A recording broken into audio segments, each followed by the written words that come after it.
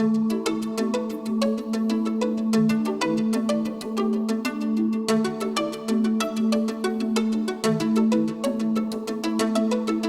at me. You look like a tomato with hair.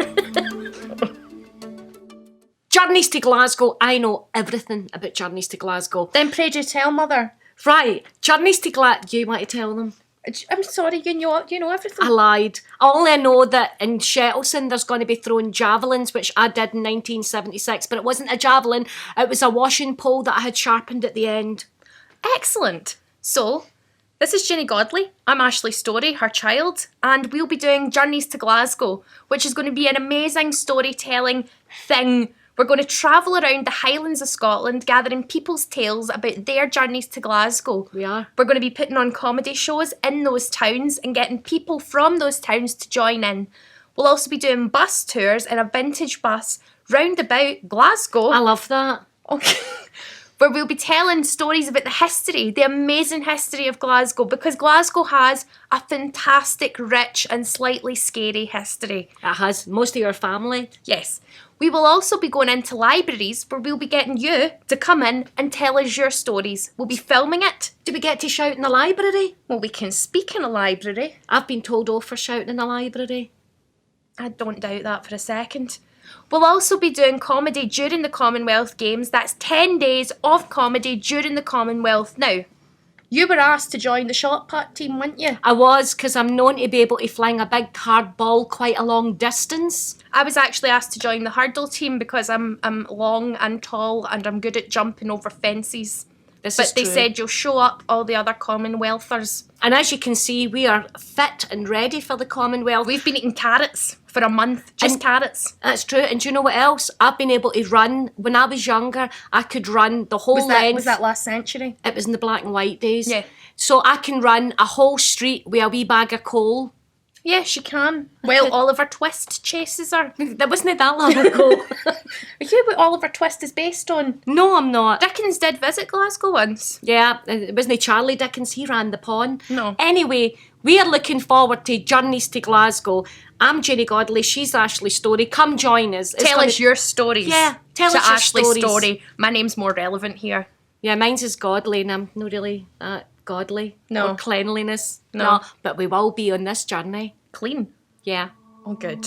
I'd hope so.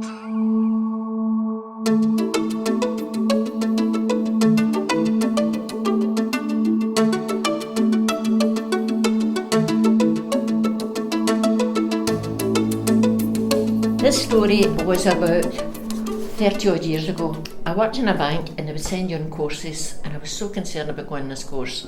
And I was actually televised when I was doing it. I had to go back to Queen Street Station, and I fell running up the platform. Oh, for God's sake! My sakes. glasses fell off and they bounced up the rest of the. And I picked them up and I got on the train and I sat down. And the Woodley Hospital was open at this point. Right? It was a mental hospital. And so I'm sitting down, I've had a terrible day, and I'm sitting there, and this guy comes on and sits beside me, and he's touching the window and just been so aggravating. And I thought, I'm going to shout in a wee minute. Good. But good for me. There was a man in a boiler suit sitting on the other side, and he said to the guy, "Would you sit in your arse?" "You can't say that to me, I'm a schizophrenic." And he said, "Well, would you sit in your two arses?" Yeah, no, that's what I'm talking about. That's a good story. Well, that's exactly what happened. Can you sit in your two arses? Loves it. Schizophrenic.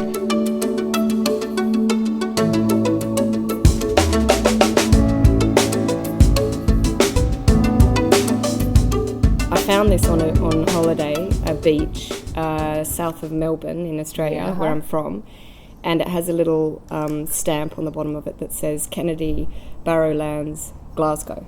And I got so excited by this because I came like more than 15 years ago. I migrated to Scotland from Sydney, via London and Edinburgh, and I was at this stage where I'd gone back to Australia because my sister wasn't well, and I had got together again with my ex from 6 years ago, and his brother had shot himself in the interim, and there were all these kind of we found each other again. But I'll get to the point. the reason picking this up was so monumental to me was Yeah. that I was walking along trying to consider whether or not I could be in this, stay within this landscape so far away from this home. Like Yes. Glasgow's a home to me. Yeah. You know, like so many people feel like I have two homes, cultural homes to identify with. But I was kind of trying to work out, can I actually settle down and be in this home so far away from this home, in this Australian landscape? Yeah. And I was feeling very torn, and then I walked along and picked got up a this sign. thing, and it was like an omen. And it was worth bringing back just because I just thought that was too timely and too kind of. And it just, cool. yeah, the notion that sat at the bottom of the sea. And you wonder if, like, somebody either did they throw it in the sea at Glasgow or did they immigrate That's what to I wonder. But I Yeah. just love the fact that you've brought something from Australia that originated in Barrafield. It's a See, lovely thing. I just kept wondering why I'm attracted to Glasgow, because I didn't intend to come here. Like my when I was growing up, my thoughts about Glasgow was simply a place where you can huddle against the cold, against a fire, have a good conversation in a pub. That's what I thought I'll go to. And I ended up studying here, and that's how I ended up being here. So you're going to stay? Well, I live here now, and I have You're done one since, of us since, now. since about Well, 2000. So I kind yay. of, but it's Your But journey to Glasgow was monumental. yeah, the great grandma. Apparently, I have a great grandma who was an opera singer from Glasgow, and I don't believe necessarily in the echoes of ancestry like that, whether or not it determines your trajectory. But I just found that an interesting piece of information, and then an interesting piece to find on the beach. Unbelievable. Which kind of said, get out of this relationship and fly away. Go to Barrafield. She great granny shrank that and threw it in the river.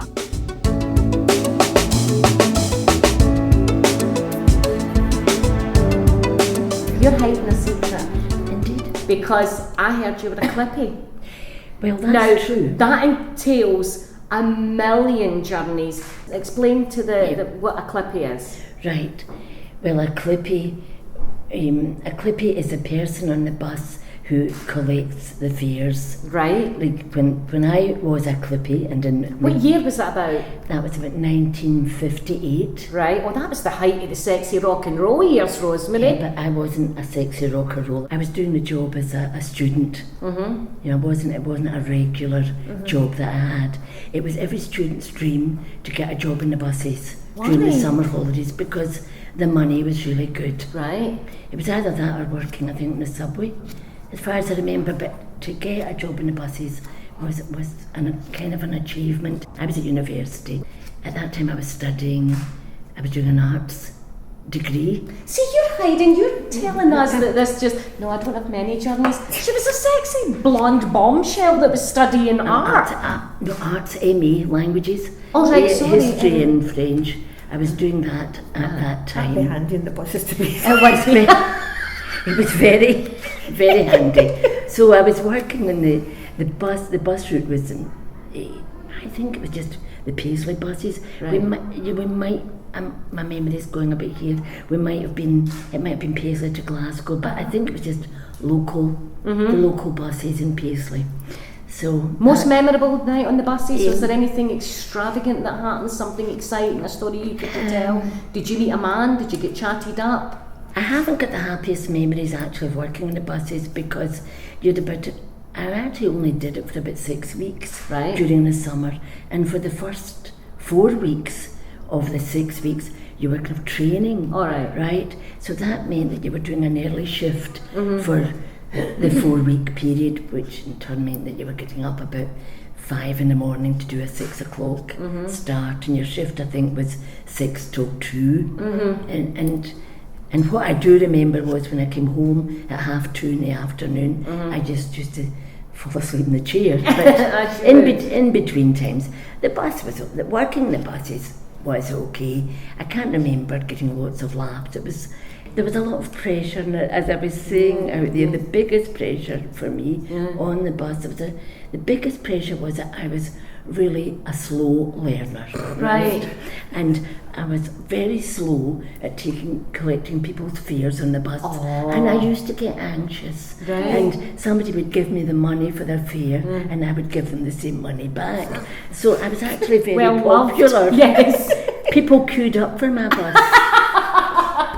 Because without realising I was doing it, I was letting them on for nothing. But There's sexy blonde Rosemary Sexy that blonde gives that us gives a it- free ride on the bus. now that sounds naughty, but anyway, No, it's not. anyway, the bus driver would put you under pressure because he said that I was so slow taking fares that he didn't have time for a fag. That was pressure. And I was saying out there, I do remember one day the bus was taking off from Paisley Cross. Right. And I was so anxious to, Aw. to be in the good books of the bus driver that I kind of bailed the bus for him to go on, and two old ladies were still trying to get on. And nothing happened. It wasn't too serious, but one of them was almost dragged along the road. So nothing happened in your bus journeys at all, Rosemary? This is one instant that sticks in my mind, where all the passengers are shouting, "Hold the bus!" That's a wee woman. that's where the term originated, "Hold the bus," Yeah. and or "Stop the bus." And somebody says, "What's wrong? What's wrong?" And they all say, "There's a wee woman trying to get on the bus, and she bailed the bus too soon." So that wasn't a very pleasant experience. But the driver did get his cigarette at the depot, and that's what counted. I only worked in the buses over that summer. And then I was saying my exam results came out, from the university, and I hadn't done terribly well in my exams. So my mother said, "I think you should give up that job and study for your exams." So it was a short-lived career. Terry, you well-travelled because apparently you are or were an air hostess. Is that what? Do you Now, prefer steward or hostess? Stewardess. Pan American was stewardess. wow, you were a I Pan was Am with girl. the world's Oh, I'm most gonna write that experienced airline. Right. Terry, what year was this, if you don't mind me asking? must have been about 1960. Wow. And you had to be single then, didn't you? Yes, And no kids. no kids, no men, no nothing. Very strict about your uniform. Celebrate. Celebrate, Celebrate. indeed. And what was your first ever journey on a flight As a stewardess. as a stewardess? I missed it. Well, I got kind of confused because in those days there was no mobile phones. We found ourselves an apartment in Manhattan because somebody said Manhattan is a place to live. So we found this apartment in Manhattan whom Sal Mineo had lived in. I know who Sal Mineo is. Right? Well, he'd lived come in from it. Sal Mineo. It cost us a fortune. Mineo We didn't dog. Hang care. on, there's a woman staying in an apartment in the 1960s. This is another hub of greatness. You were on a bus in Paisley at this point. I remember when the Beatles arrived in New York. Wow! And I said to the security man, "What are they like? Sal What are they Mineo. like?" And he said, "Them looks like undesirables. Their hair's too long. I wouldn't let them in." That's amazing. So you were in New York when the Beatles arrived. I was in Dallas waiting for a plane coming out when Kennedy was assassinated. Wow! This is the story of That it. was awful actually, because I turned the telly on just to get the time, and then it was all sort of happening. And I was saying to Emma once, I said I went downstairs and there were men crying, and I remember this man saying to me, I didn't agree with his politics, but he was an American, because Americans are very patriotic, Can I just back up a wee second? You were in Dallas the day President... Not Dallas, I was in Houston waiting for a plane coming out of Dallas. We were picking the plane up. Yeah. So we didn't know whether our plane was going to get out because they would close it down, That's amazing. And what was the vibe like then? Was it was everybody... awful. And then we got on the plane, as we were flying here, it was announced that they'd got somebody. Remember, they caught quite quickly. So that was from America to here, I'm and coming they here. announced on the plane that they'd caught somebody who'd shot Kennedy. Yeah. That's a great story. That's a very prevalent story. So you're on an aeroplane. What age are you, can I ask? I would be 21 at the time. And you're flying out of a city, of a country that's just lost its president. And then they announced that Idlewild would no longer be known as Idlewild, it would become JFK. Oh, that's amazing. I just remember that now, but I remember that's when Idlewild... Suddenly your blonde bombshell on a bus really does sorry, pale right into upstage, significance, doesn't it? it happened in the afternoon there, Yes. so it was really quite late at night here, wasn't That's it? right.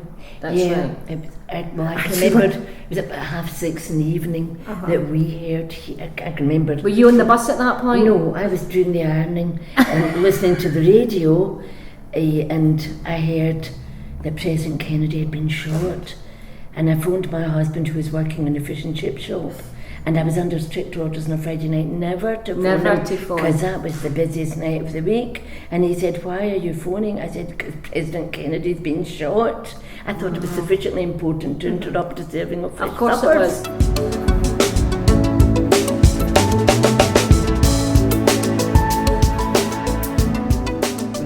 I was on a 40 bus, which I'm not normally on. This is important in the story. I got on in Sheddleston Road because I'd been meeting somebody in the shop there.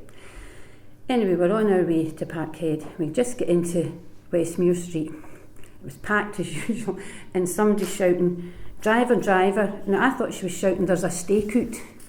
And I'm thinking, because that's not unusual, as you know, at this end of town, but it was, "There's a snake out." No. Yes. And really, I mean, you can't make this up. You know the 3 steps that come down? Here's this snake.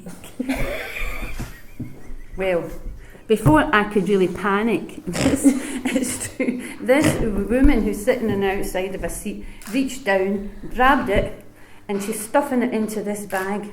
But the thing obviously got a fright and a bit in the back of the hand. So, it's good to have a good audience. But it was the result of what was happening. Immediately the cries going out, "Driver, there's a snake." And it was all these old ladies, probably I am now, trying to stand or squat in seats because they're all looking for this snake. So it gets along nearer to Parkhead, and that's where they changed the drivers in the 40. So the women got off the bus there, and the other drivers are changing. Well, you can imagine how the conversation went. You've got a snake, put your snake away. And the whole bus was going. So I told the family this story. I mean, Hang on, I have to go back. Where was the snake? Did they find it? She stuffed it stuffed back it in in the her- bag. Oh, she stuffed it in her It was bag. a kind. I mean, I've now seen one of these bags, and it's a plastic bag, but it's woven, so it's breathable. All right, She was okay. that busy talking to the girl next to her. So it was her snake? Well, it was her son's snake. Right. It came out and it was slithering down the stairs. Obviously, it didn't want to be in the 40 bus. Yeah. So I told my family this, and my son came back to me and he said he'd been telling Peter across the road about it, and Peter said, he said, that was the guy that I worked beside, Snake. He said his mother, who lives in Berlanner, was taking it into the pet shop and the inn shops because on a Wednesday the snake specialist comes in and it hadn't been well. He said, "How come you were on this bus?" I said, "Because it was a 40 thing." Anyway, on Sunday, just past there, coming back from the retail park, and there was a young guy sitting, you know where the trams are. He's sitting in this seat with all these bags, and a mate of his got on the bus sitting at right angles to him. There was nobody facing him, and he's showing him something in the bag, and I'm looking out the window, and I turned round, and he is holding a great big snake. Make that up! No way! Sorry, It's my legs looped up round on his this. arm, so I reckoned it was about 6 foot long, and it was looped round his arm. Now, I said to the woman next to me, "Look what he's got." And she was on her phone. She goes, "Oh," but she never even spoke, you know, and she stopped. But the woman in the seat in front, she was nearly climbing over the seat. Anyway, he rolled his snake up and put it back in the bag and secured the top and put it on the floor. But he got off at, the old lighters building down the road there. Down at the gush. So I'll be watching for him with his bags. So you've been on What are the chances of that? 2 buses with 2 Here's snakes. Samuel L. Jackson for Shettleson. Well, doesn't it make you wonder though how often there's snakes in the buses and you don't know?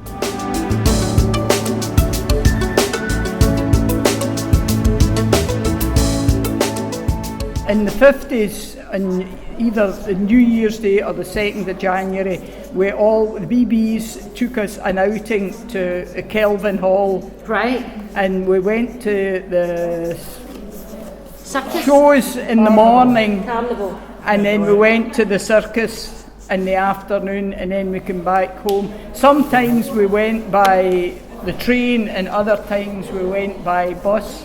But I mean, that was an adventure, you know. Have you ever had to get an aeroplane off the island? Oh yes, I had Tell me about that. Well, I had an accident in the farm, Tell me and I about the got accident. no, you don't want to know about the accident. I had an argument with a cow, I want to hear about it. and I got the back of my leg ripped, and I get taken to the Royal Alexandra in Paisley with the helicopter. 12 weeks and in 5 different hospitals, but I never had any plastic surgery or that. I got the most wonderful modern technology of a vac pack bandage, which just Sucks it all in. It was absolutely fabulous. So you wanted to tell us about the carnival, and the whole time you were holding back a story about being fighting with a cow and then ending up in a helicopter.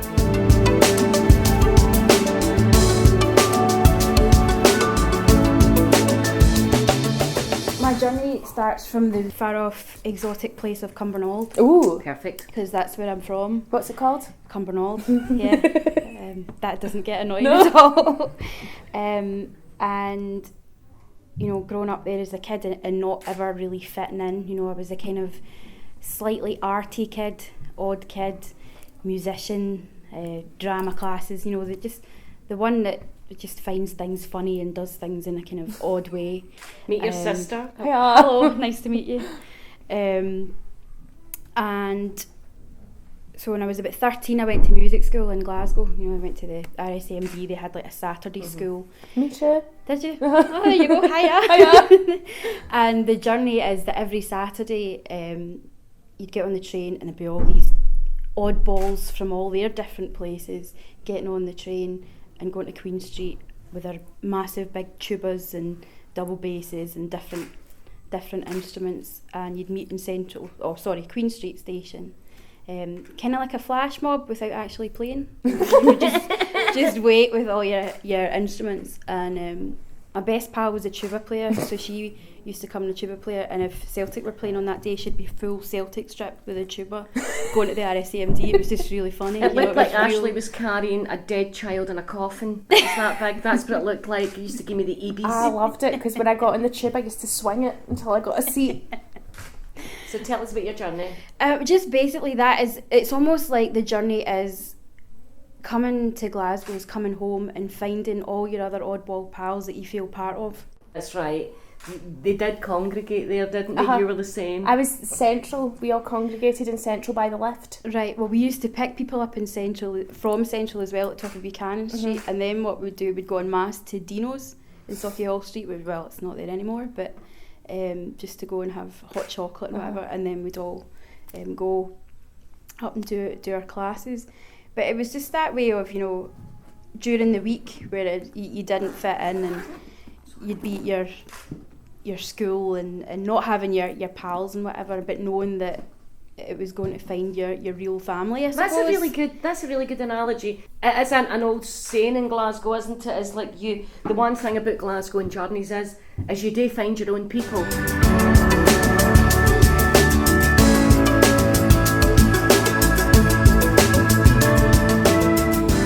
Roz, tell us your story, my beautiful. Well, I've got 2 to choose from. Pick your best one. One's about the Commonwealth Games and one's about a marathon swim. Go Commonwealth. Yeah. Yeah. I'm a social worker, and things are not particularly inspiring at the moment or funny. And so I wanted to be surrounded by inspiring people. So I volunteered to be an interviewer for the volunteers. Yeah. So for 18 months, I went up 2 days a week to Glasgow and got time off from work, always a good idea, and interviewed about 6 people a day, and we had to ask them what inspired them to be volunteers, and it was just absolutely inspirational. Was it? Tell us one of your favourite stories. You don't have to give their name. No, I can't remember their names. I could barely remember myself. One guy said he'd been a housing manager for Glasgow City Council for 40 years, and that he wanted to give something back to Glasgow because they'd given him a job and a salary, and because of that he could look after his family. And I thought that was really amazing for Glasgow, and I have a lot of excitement about the games. And yeah. Have you got tickets? Yeah, I've got tickets, and I'm going to be a volunteer as well.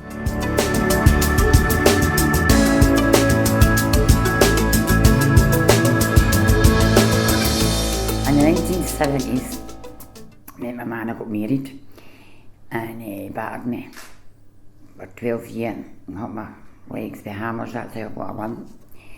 Choked me with black eyes and everything, and went to Women's Aid, went back, went to Women's Aid, went back, and somebody says, Ellen, see when you batter Shane, you ever see stars? I says, no, I never seen stars. No, that's an old saying. And one day he did hit me, and I seen stars that day, and I had 5 veins. And see that day, did I no turn? And then I fought the police. Good on Stuck you, 'em in. Ellen. Can I interrupt you and ask you, see that night you left? Tell me about your journey when you get your 5 veins and you moved out. Tell me that. Did you go straight to Women's Aid? I went right up, no, I went to social work up in Wishy, and he says to me, Ellen, I could put you into Clydebank. Right, didn't know what Clydebank was. And I had a wee wax in the wee car called me transporter trams, 6 weeks. Then I had a wee one at 2, I had one at 4, one at 7, and the oldest was 8. Black eyes, finger marks through my neck, everything. And I gave them all a wee bag because I kidded them when I was going to swing back. So she gave me £20, and £20 was a load of money. And you, oh, that was the king of the castle. I went to Clyde, I got the train at Motherwell. Me, got half at Glasgow, and I says to the guy, I'm going to Clydebank, son, can you help me? He says, see that train you came off in? That was going to Clydebank. Oh, jeez. He let me back home, and I went to Women's Aid. It was right tenement building, went up the top, because I've got a landing myself. I'll never get to the big windowsill and you could sit in it. And I put the veins to bed, and I sat in that windowsill, watched, it was motorway, watching the traffic going up and down. And you know about peace. And see now, do you know I'm what's really coming, I'm getting important? there sometimes. You ever get folk will say, I'm quite a nervous person. And I'll say, I'm alright, and then see when I'm doing.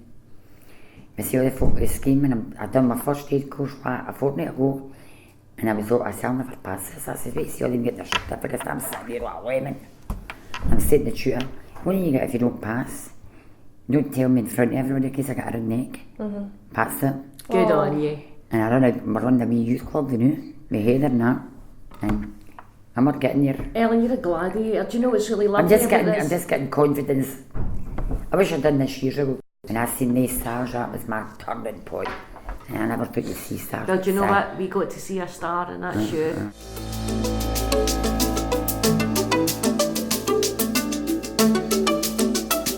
It's a joint journey about me and my missus, but she can't be here today. I'm from Aberdeen and she's from China. So when we got married 10 years ago, it was always going to be a challenge to find somewhere we'd both feel at home.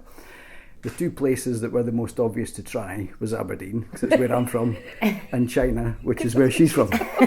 So we tried them both, which didn't work out for various reasons. So we thought we'd give it a crack at a neutral territory. Well, it's been quite an exciting time in China the last 10, 20 years or so. Lots of things happening.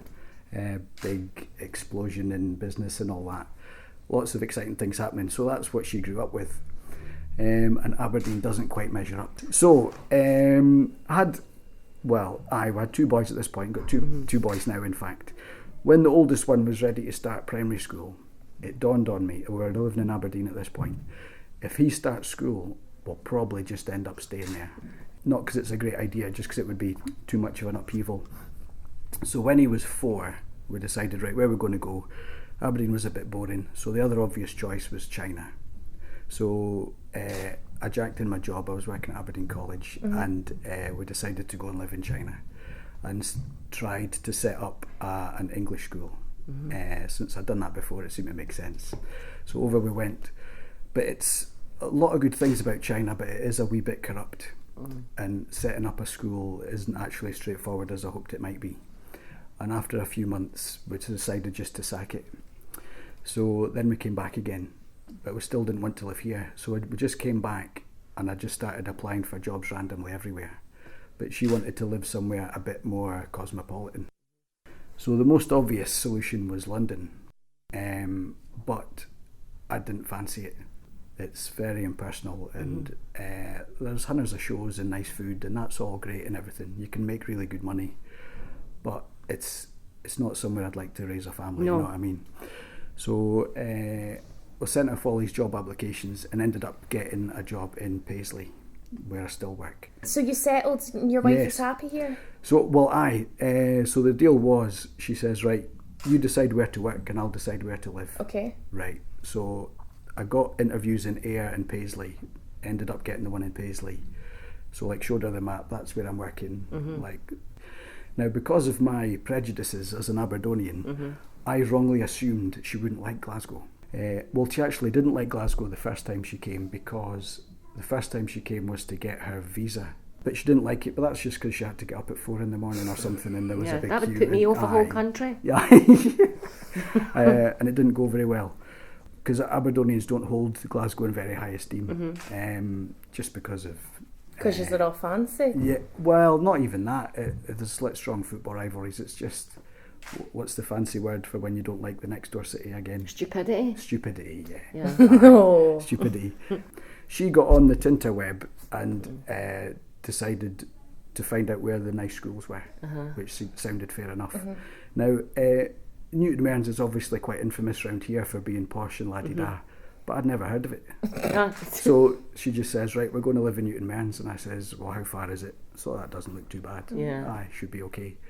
It's been cracking. Just to summarise this all up, I want you to name your journey. So you went from Aberdeen to China, Back to Aberdeen again. back to Aberdeen, briefly, then to got a China, and then to Paisley, and then to Yes. Newton Mearns. And the good thing about it is, or how I would summarise it is, Glasgow is able to cater for so many different sorts of people from different backgrounds. That's a lovely way, Because, thank you. And is because- she enjoying Glasgow? Oh, magic eye. She never really felt at home in Aberdeen.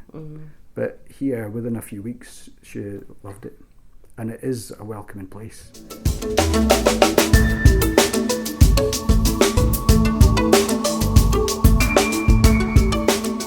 We've been in Oban now for nearly 20 years. Yes. Never knew the place before, but we loved Scotland, and the reason we loved Scotland was Scottish rock music. No. One of our Jock favourite rock, was jock rock, Jock you know, rock, folk rock. the old All right. Wolfstone type music. Wolfstone, Runrig. Oh, yeah. Well, Wolfstone were the ones we really liked, and we first found this band in the early 90s. Shut up. We first found this band in the early 90s, and I thought, oh, these are great. But they never appeared in the northeast. Of England. Right, that's where we're from. Where are you You'd from? probably never tell. Sunderland. All right. Awful, don't go. Anyway, so we used to follow Wolfstone, and the only way you could see them was in Scotland. Okay, So what's this band you're following? Wolfstone. Wolfstone, of course it is. But You're our no, age, but you I must used know to this. like Runrig. She likes Runrig, you like Wolfstone. Anyway, we used to come up to Glasgow to see the bands, but our daughter was just starting high school at the time. Was 14. So she was a bit younger. 14-ish. 14-ish. So we used to go to her school and get loads of sandwiches and things in a bag and some jeans and things, and we used to pick her up from school at 4 o'clock and we used to shove her in the back of the car, and then we used to start driving, and while we were driving we'd say, right, get out your school uniform, get into the jeans, and she used to get into the jeans and the t-shirt and everything, eat her tea in the back of the car. Good, that sounds And like we used to get to dedicated the fans. Barrowlands. Used to get the But we- Barrowlands about Round 7:30. the corner for your Yes, we used to Right. have a bit of trouble getting her into the Barrowlands. Because she was 14. Because she was only 14. So sometimes, they would say, she's So with where the band. band used to come in and say, we'll get you through the back pocket. Yes, So they used to because take she you wasn't back. going to drink When we any were sitting alcohol. outside the Barrowlands, we were waiting for the things Yes. to open. And And we were meeting our friend from Liverpool who was coming up from Liverpool meeting us in Glasgow. She parked her car, it was a Cortina I think, parked her car, Next to car the outside Turks. the Barrowlands, the next Turk's to Head this or pub. the Turk's Head pub. Turk's Head, no, it'll be the Saracen Head. That's the one, over the somebody's road head from there. anyway. So she parks her car there, and there was a great big queue outside of the Barrowlands. So we all crossed over the road. Before we got across the road, somebody had her hubcaps off. That's Before probably we got my across the relatives. road. Yeah. And Probably her it's worse family. than Sunderland. it's That was really my bad. cousin who did that area. That was Yeah, a- hubcapping. We had a pub And she just said, round do the you know where corner. I'm from? I'm a Scouser. Put the bloody things So back. she went over to him, and she's got hold of him, and she says, "I'm from Liverpool. Put them back," and he did. Good.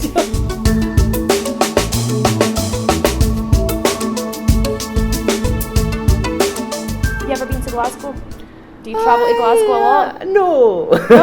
I go past it. I go to Edinburgh quite a lot. To be honest, I've never been to Glasgow, but as the Commonwealth Games are coming up, I've managed to get scaff a few tickets off a few mates, so we will be there for the So for you the will rugby have sevens. a journey to Glasgow. We will have a journey to Glasgow, and I'm really looking forward to it.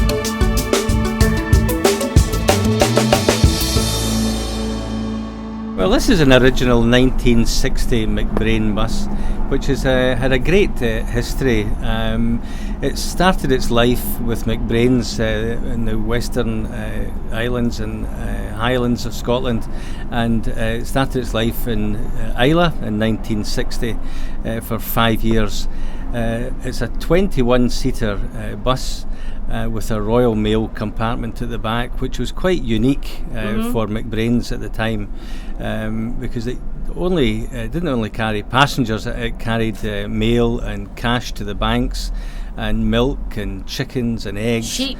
The occasional sheep, I'm sure that that must have been the case. What's the colours of this bus? The colours are quite iconic. It's green and red and cream, which was absolutely fantastic colours. This has gone back to 1933 when McBrain started plying their wares up and down the Highlands and Islands, and it was an iconic colour, and it never ever changed. It's got a unique grille in the front of the bus. It's a butterfly grille, and to me it always looks as if it's like a big smiley mouth, and that's why people stop and look at it, and it brings a smile to their face immediately. It's such a lovely looking bus. It's beautiful. And it stands out in the countryside.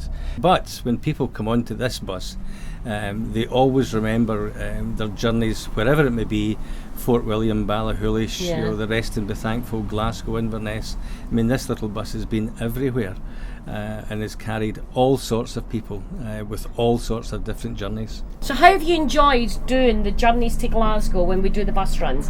What's been different from the other bus runs that you've done? The laughter, without question, has just been great fun.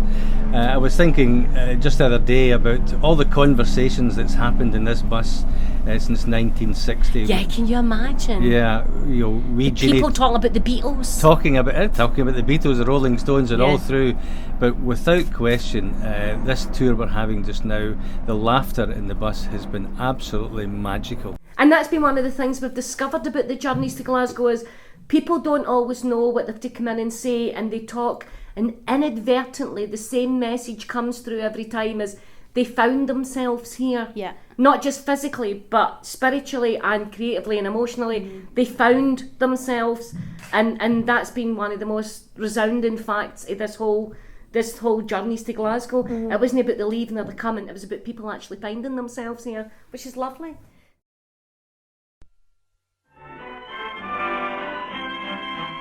I've been with a few of my cronies, one or two pals of mine. We went in a hotel, we did very well, and then we came out once again. And then we went into another, that is the reason I'm full. We had 6 Dochin Dorises, then sang a chorus, just listen, I'll sing it to you. I belong to Glasgow, dear old Glasgow town. But there's something the matter with Glasgow, for it's going round and round. I'm only a common old working lad, as anyone can see. But when I get a couple of drinks on a Saturday, Glasgow belongs to me.